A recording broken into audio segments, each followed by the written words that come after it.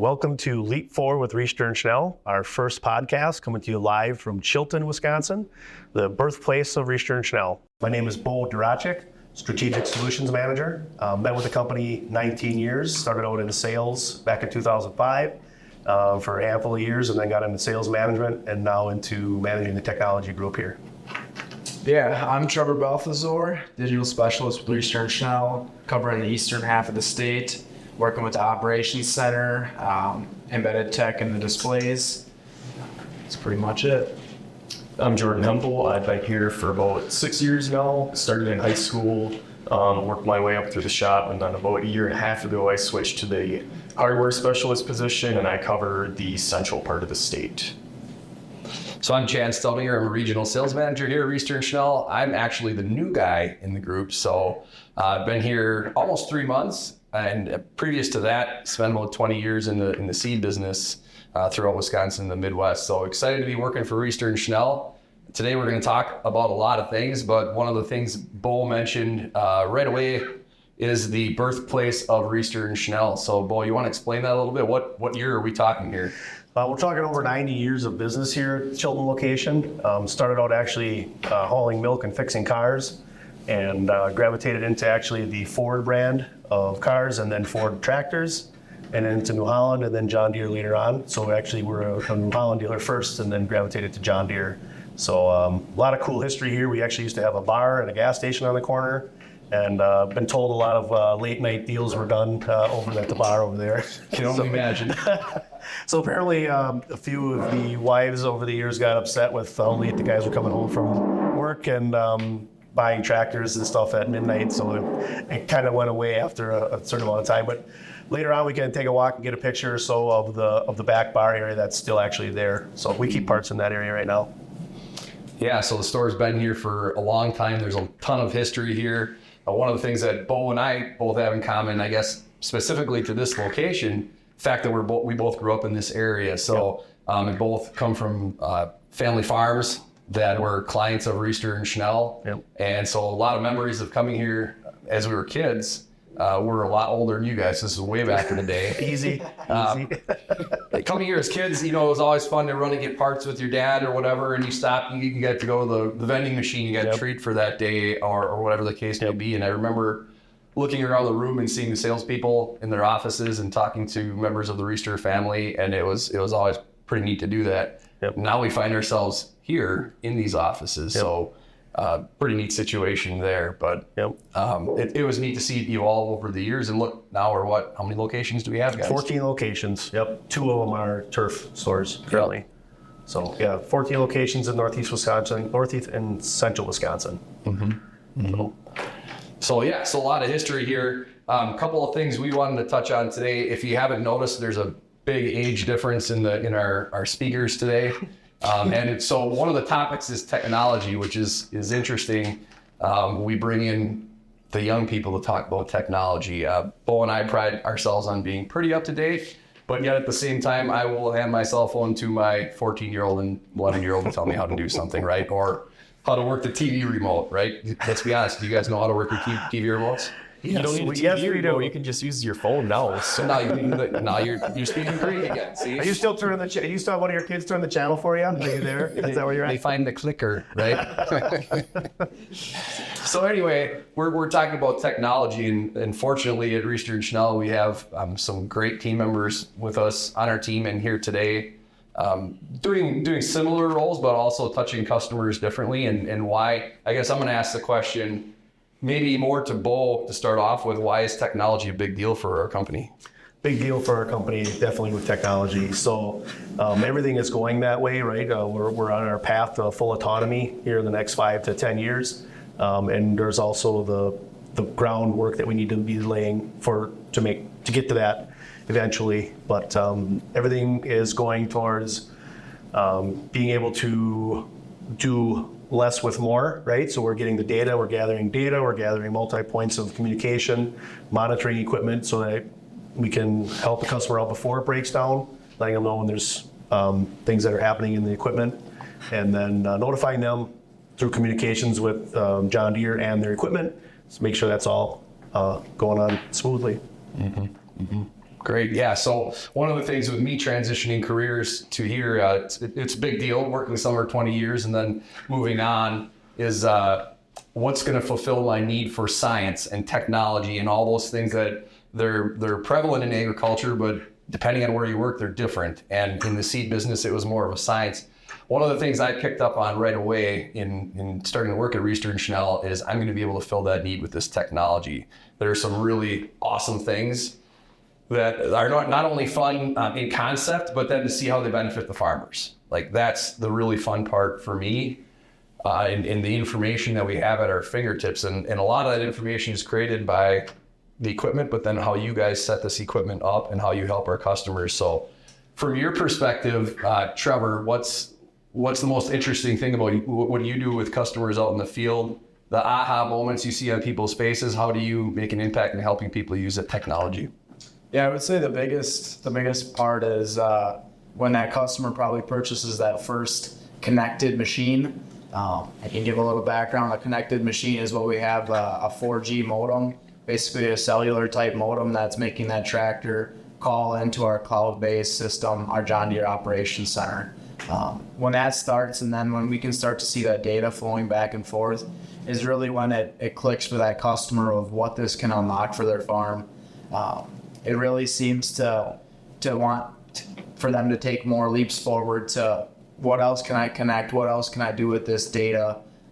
It really is the first puzzle piece to starting the whole thing, and then from there it can go many different ways. But I would say it's really getting that first piece of equipment, and we're seeing more and more John Deere's making it easier for that operations center to be set up without that first piece of equipment. So we're able to go back to that legacy equipment or even to some of that competitive equipment now to unlock every single farm to make that digital farm, a whole piece for every single farm. Wait, so time out. So you said competitive equipment. So we're able to put our technology on competitive equipment? Yeah, absolutely. We're putting our John Deere displays and receivers on case equipment, cloth equipment, Fendt equipment. It can either be a fully integrated system that we get through a third party that ties into their CAN system, or it can be just through a modem and a universal auto track system, an ATU, that would go on the steering wheel. But we're very, very capable of going into competitive equipment.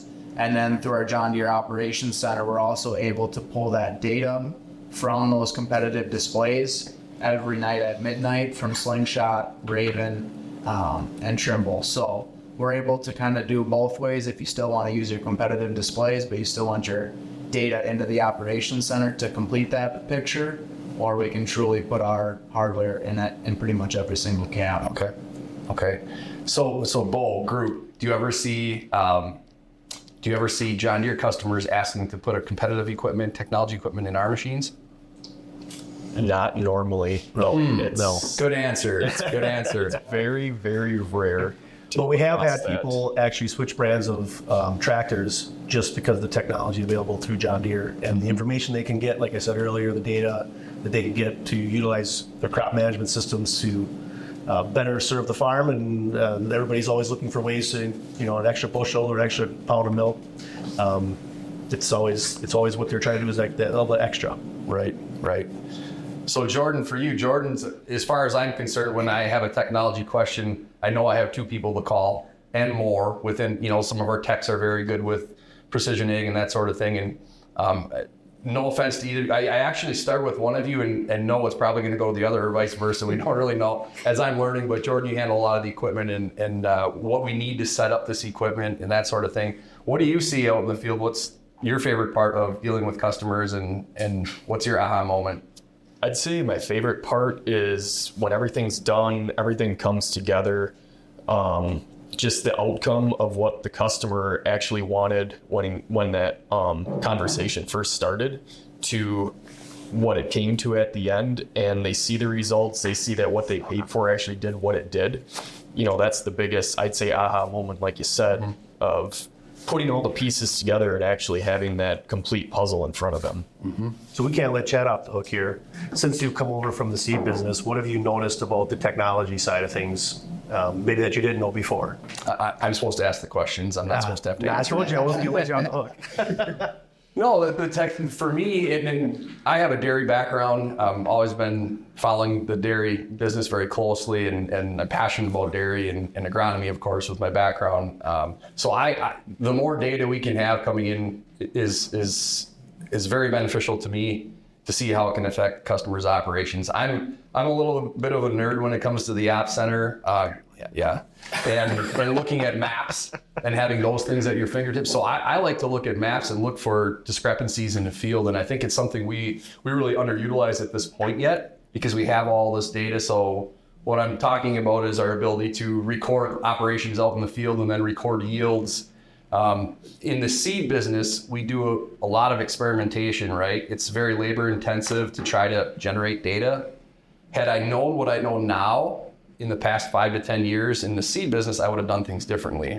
I would have been looking for John Deere customers, learning about the data because we can do it all right from the equipment that we have as far as trying experiments. So it doesn't take a lot of labor intensive work. So for example, we can split a planter, right? You want to try hybrid A versus hybrid B, we can split a planter and run it across 200 acres instead of running it 200 feet in the field and measuring yields.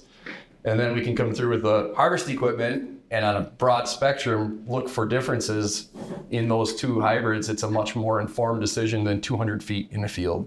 Love test plots, but a lot of the test plots out there are not replicated. They're in one corner of a field. There's a lot of factors that can affect those yields in that small test sample. So to me, we're just this tip of the iceberg for what I plan on doing, what I'm hoping we're going to do as a business moving forward and setting up experiments with customers and gleaning that information from the equipment that's already there. Perfect. So, I don't know about you guys, but I am meeting to death. I just want to get out there. We just had a recent snowfall, like 6 to 12 inches, depending upon where you are in the state of Wisconsin. But I am just excited to get out in the field, and I'm sure you guys are too, just to kind of get some acres behind us and seed in the ground.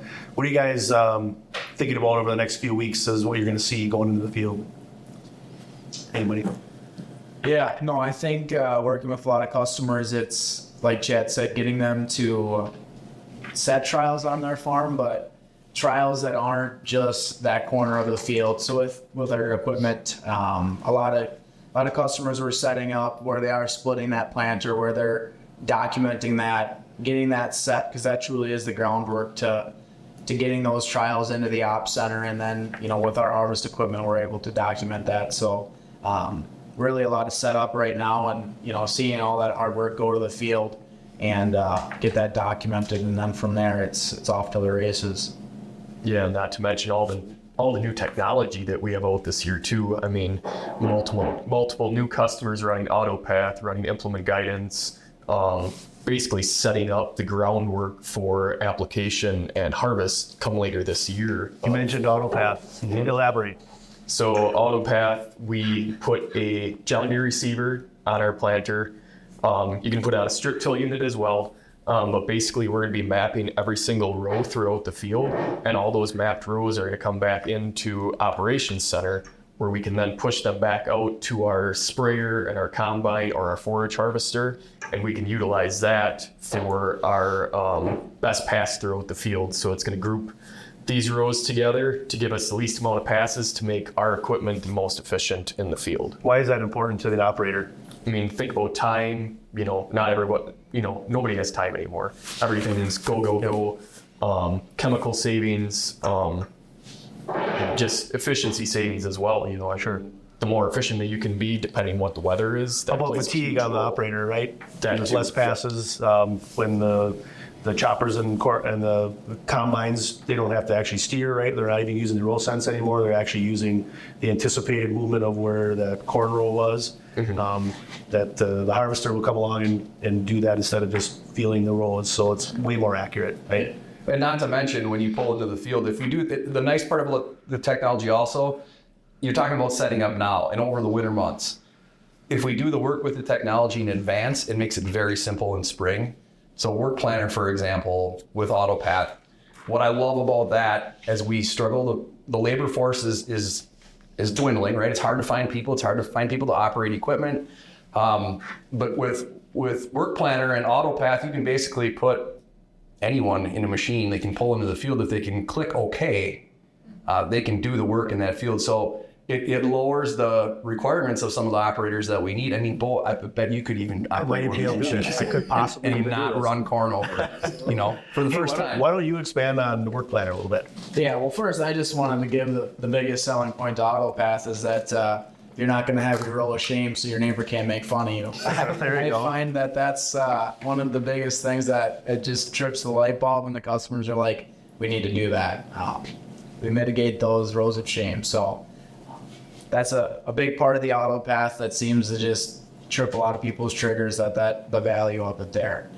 But yeah, with the work plan, going back to that is something that I would say is probably one of the most underutilized pieces of John Deere technology within the Operations Center. And I guess I say within the John Deere Operations Center, but it's also something that's a technology in the display. So it ties them both together. With that work planner, we're going in, we're setting our variety, we're setting our seeding rates or our prescription rate. We're also setting our fertilizer rates if that's coming in through our display as well. We can also set guidance lines. So when you get to the field, there's not a question of what guidance line to use. It already pre-populates. You click OK once you cross that field border and you're in the field, everything's set up. Your display is ready to document before your planter's unfolded.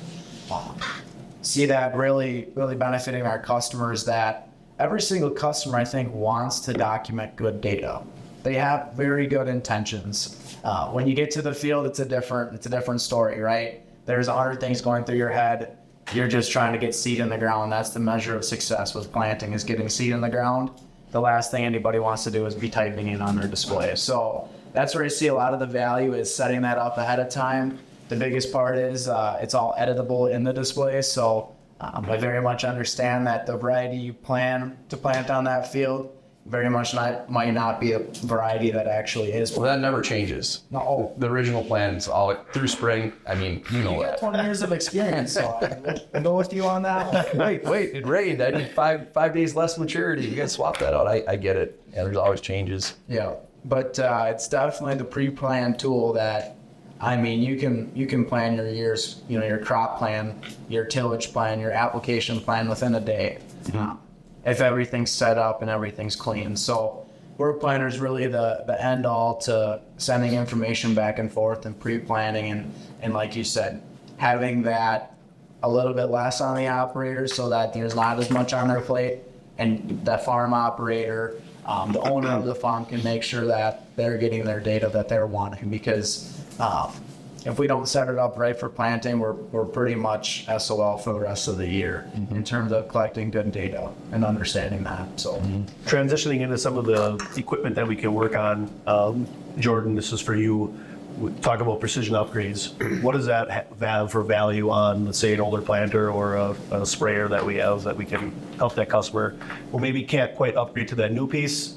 Maybe you get some of the newest technology that's available. Yeah, precision upgrades kind of offer I'm not going to say a low cost, but much less than what a new planter. A lot less sprayer would investment, be. right? Yeah. You already got your previous investments, so if you got a good machine, you know, a good planter bar, a good sprayer, it gives you the option with an upgrade kit to make that old planter new again. You get a new serial number, you get new row units on the planter. It gives you the option if you want hydraulic drive, electric drive. You can do different fertilizer systems, lighting kits, the sprayers. As long as it's an R series, we can start putting See and Spray on there, so that's pretty huge. Product reclaim, that's a big one. So you're not, you know, killing the first 50 yards of your soybean field when you get in there and spray. That product reclaim takes care of that. I'm sure you've seen that before, Chad. I have. It's not seed's fault. Right? Sprayer blade. Sprayer It blade. happens all Sprayer the blade. time. Yeah. Yeah. It's in a V shape. Well, that's just how it died. It's a seed. Trust me. Yeah. Yeah. What other ones we have that we can think of offhand? We have some kits for our combines now. So in the past, we used to be going through Lakota for our cross auger shutoffs. John Deere actually has their own cross auger shutoff now, which is nice. A new kit that came out this past fall, winter time frame was our Precision Ag Essentials kits. Yeah, please expand on that. So in that Essentials kit, we get a G5 Plus, a Starfire 7000, and a choice of a JD-Link M modem or an R modem. So what's the difference between the two? An M modem is a standalone modem. It comes with the harness. Basically, we can put this into any piece of equipment that we want. So it's great for competitive conversion, legacy equipment, Deere. It can go in pickup trucks, semi trucks. You can pretty much put it in anything. The R modem, that would be more for an integrated type kit. So if we're putting it in an R series cab and we want to get CAN data, or if we want to do machine sync with it, we would need that R modem. So they each have different capabilities, but I'd say the highest take rate on our Precision Ag Essential kit so far has definitely been the M modem, because they've been utilized in such different applications. Yeah, and that's really interesting to me. One thing I'd like to point out is if you think about this technology and how we're using, depending on your geography and where you're located, right? We're in Wisconsin, very unique. Let's pretend we're a dealership in western Minnesota, right? 640 acre sections, big fields. We're going to use this technology differently. You're putting those modems in combines and planter tractors. What are some of the differences you see here in Northeast Wisconsin? We're heavy dairy. What are some of the uses that you hadn't thought of maybe before you started in this career, where we're putting these modems and actually getting data? Yeah, so I've put a couple modems in a semi truck for forage.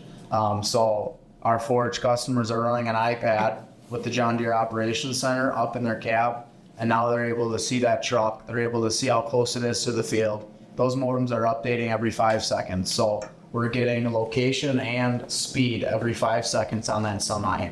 I think that was pretty outside the box, but I think the nicest one today where I think we see a lot of value is on a 4044R, a feed pushing tractor on a large dairy.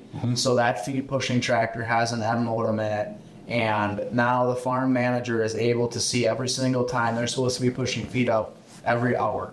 That feed manager is able to see not only did the tractor start up, they can see the breadcrumb trail going through the barns, and they're able to see now in winter with their skid steers. They were always, they thought they were idling a lot, but you could never put you couldn't put your finger on it that, yeah, they were idling it a lot, or it was just a lot of use. Now with the operations center, he could check his phone and he can see if it's idling or if it's moving. So, Trevor, you were reading my mind on that specific example, and that there, for you younger salesmen out there that might be looking for competitive owners to call on, that was a situation where we've been calling on for a number of years, completely competitive owner.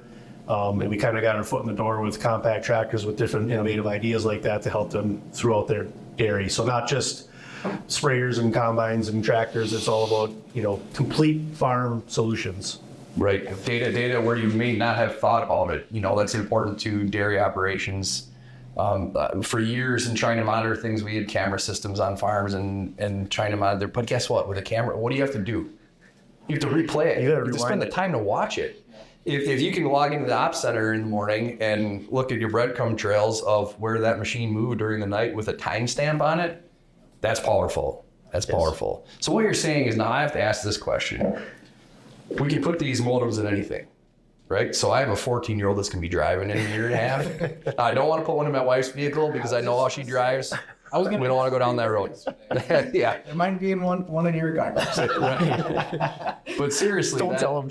that is something that you could, in theory, do if you wanted to track your young teenage driver. Yeah, It's definitely. Keep power and ground. And then the modem turns on, starts calling in right away. So one thing about our modems and this vehicle tracking type that we're using these for is our modems are basically a one-time fee. So in the past, we used Razor tracking a little bit here and there and some other programs and companies. But one thing with those is there was always a monthly fee on them. So that's where we see a lot of value, and the customers are seeing a lot of value for that. They're already using their operations center for all their equipment, all their data. Now we're just housing one more thing that app is truly their one-stop shop. A couple customers have said now, farmers are always checking the weather, right? The weather is the first thing in the morning. They said the operations center is getting to be maybe one of the first, or it's definitely the second app click in the morning. So that's pretty powerful that's always on their mind every single day. They're opening that app just as much as they are the weather app. So I think that's a powerful thing that those M modems and really the whole solution is providing to our customers. That's bringing a lot of value. With the spring season upon us, we've got a lot of bustling activity around the dealerships. What are you seeing just at the stores that you guys travel to on a daily basis? It seems like there's a lot of excitement. People are ready to get out into the fields. Everyone's tired of being cooped up inside. Technicians, myself, I'm sure Trevor. Technicians in the shops are like at each other, like we just need to get the shop doors open and let them breathe a little bit and get out, fix some stuff. Yeah, it's interesting that it's kind of a catch-22, right? We get this snowstorm that comes through. In one sense, we're thankful for it. We need the moisture. Guess what? We don't need to be planting corn. Right. On what's today, April 4th. A little scary, and not to rip on farmers, but someone's going to try it. As dry as we were, and we know what that can lead to. So it's a blessing in one sense, but now we're ready. Now we're turning the corner. Yep. The things that are moving through the shop, and you want to be busy, right? Being busy is a good sign for our business, the health of our business, and believe me, we're busy. What I see moving through these shops, but planters getting ready, tractors, chopper inspections still going on. I mean, the shops are full and busy, and that's exciting. So people picking up new machinery. Yep. Just looking for some the turf shops looking for some lawnmowers to switch over, but obviously this week that was kind of on pause with all the snow and heavy wet snow we had this week too. So next week there'll be 61, 62 degrees, so we're gonna get some stuff swapped over in the dealership as well. Right. Well, we talked a lot about technology. What if I'm not a technology guy? Like, it's technology for everyone.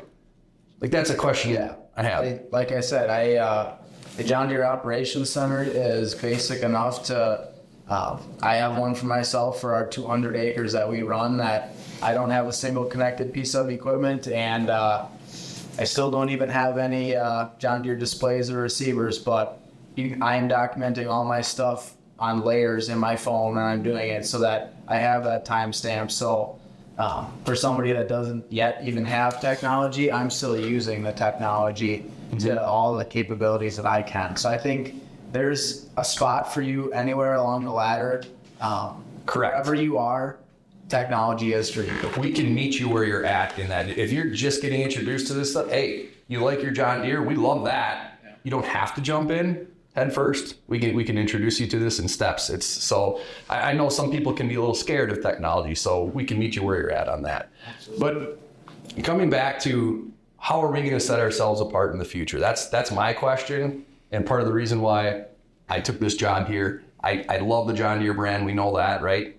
We have an advantage there, but there are some other colors that build some pretty decent equipment, not as good as ours, right? Right. But what's going to take us? How do we separate ourselves from those brands moving forward? Do we have something? My biggest thing is it's an all green on green solution. So if you look at every other company that's out there, they're using third-party systems. And this is What do you mean by third party? like on the GPS side. Okay. So say C&H, they're with Raven. Yep. They do own Raven, but it's a separate company. Do you ever run into issues where you can't make things match or have issues making things try to match? Oh no, not on the John Deere side. I know that, but I'm saying I've heard you use not the best language when trying to put some things together that aren't red, aren't green, I should say. Yep. Red things on green or blue things on green. No, never. But the biggest thing that's going to drive us and put us ahead of everybody else, which we are right now, is just the green on green solution. Yeah, that's exciting.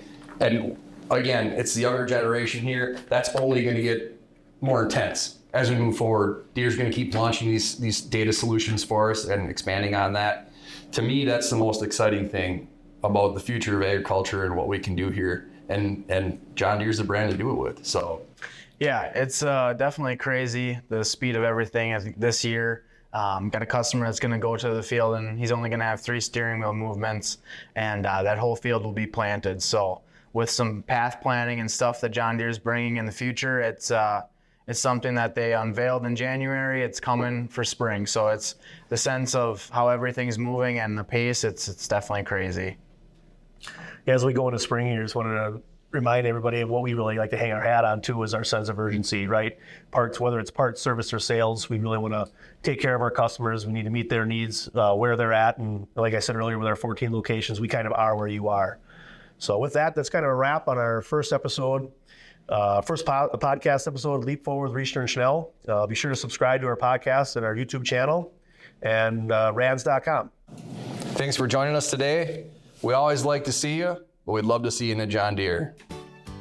We're your John Deere dealer coming through for you, Richter and Schnell.